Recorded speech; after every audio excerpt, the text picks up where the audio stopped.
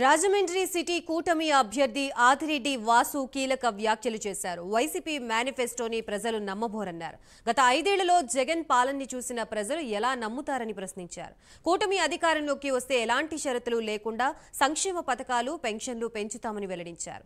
April నెల నుంచే pension డబ్బుల్ని ఇస్తామని హామీ ఇచ్చారు. టీడీపీ ప్రభుత్వం అమలు చేసిన సంక్షేమ పథకాలు మరిచిపోవద్దన్నారు.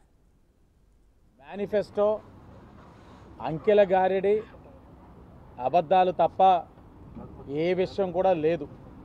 మీరు చూసినట్లయితే ఈ మేనిఫెస్టోనే భగవద్గీత, బైబిల్, ఖురాన్ లాంటి పవిత్ర గ్రంథాలు అని చెప్పిన వ్యక్తి జగన్మోహన్ రెడ్డి.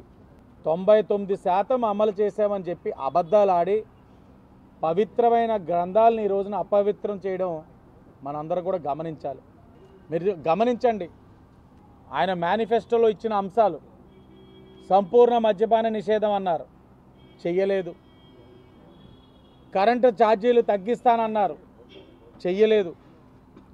ఇసుక, పెట్రోల్, డీజిల్ ధరలు నియంత్రిస్తానన్నారు, జరగలేదు.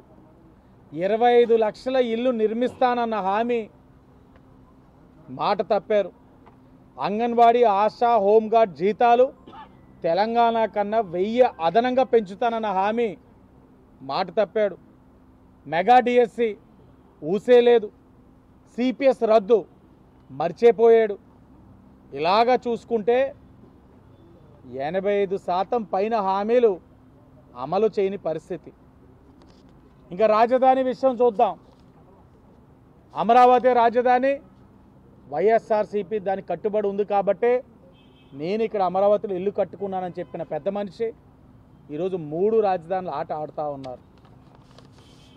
ఇప్పుడు ఈ రోజున ఆయన కొత్తగా 2024 ఎన్నికల కోసం మేనిఫెస్టో అని చెప్తా ఉన్నారు.